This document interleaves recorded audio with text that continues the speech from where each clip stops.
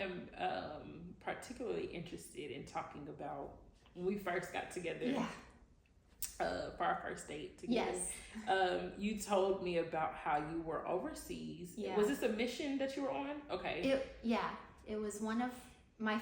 Okay, so yes. Okay. Go ahead. So you were on a mission, and I don't know how we came across this conversation, but you realized that you had a spiritual gift while you were overseas, and the story is so amazing to me, and so I'm very intrigued about like that story, and I would love for you to share it. Okay, so I've had a few instances of speaking in tongues overseas. So I think in general, I just have the general gift of picking up on foreign languages quickly, which might be categorized as the gift of speaking in tongues. I don't know, but when I lived in Morocco for about a year and a half, and I don't know, Hope, I just began speaking and conversing in Arabic quickly. Yeah.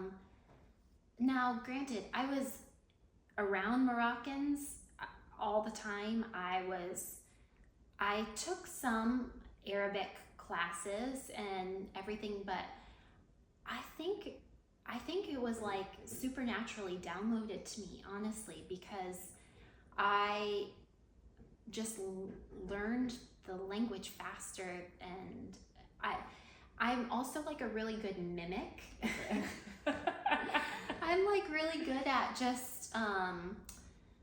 just picking up on other people's mannerisms and stuff, and so I just began like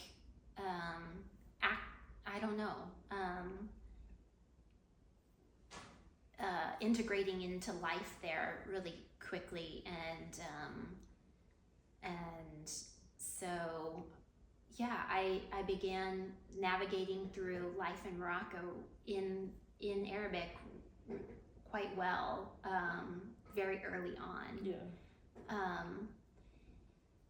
And then there was one time in particular in Morocco when I arrived at a woman's house. Now we're talking about in the village of Morocco, like way up in the mountains. There's no cell phones, there's no TV, no electricity, there's no running water, there's no, and there had been a death, and the reason we knew that there had been a death is because there are professional mourners or professional wailers that are hired, and they come and they wail, they mourn, they over the dead body, and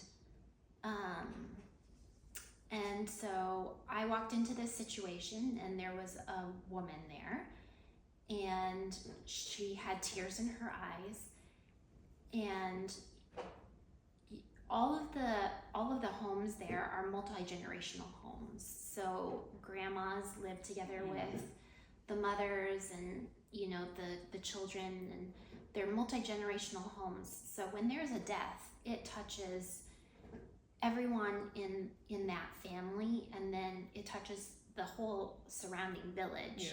Yeah. A death is a very significant event, and then also you have to think about, in the heat of the Moroccan sun in the summer, a body can begin to decay very quickly. Yeah. And so it's an event to keep the body cool, and you have to grieve, and it's an event that needs to be cared for delicately. But when I arrived, the woman had tears in her eyes, and I just I think the Holy Spirit just granted me the supernatural knowledge that this was her mother that had just died, and the words began to pour out of my mouth in Arabic to comfort her, to give her supernatural comfort in Arabic.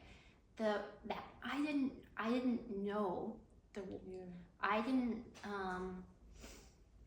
didn't have the vocabulary for, and I couldn't today replicate it again. But at the time, the Holy Spirit wanted to give her comfort. Wow. And so so I was able to provide her comfort in that moment. And when I started speaking, she began crying more, and she gave me an enormous bear hug. And to be honest, I don't even really know what I said.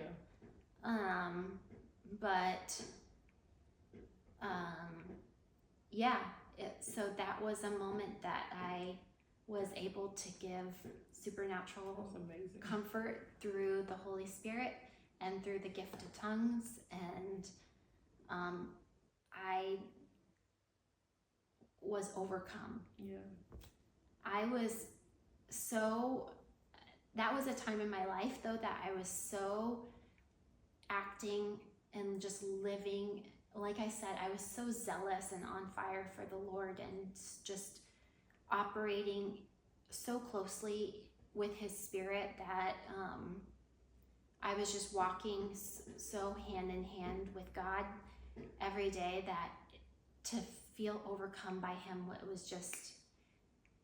it just felt so second nature almost.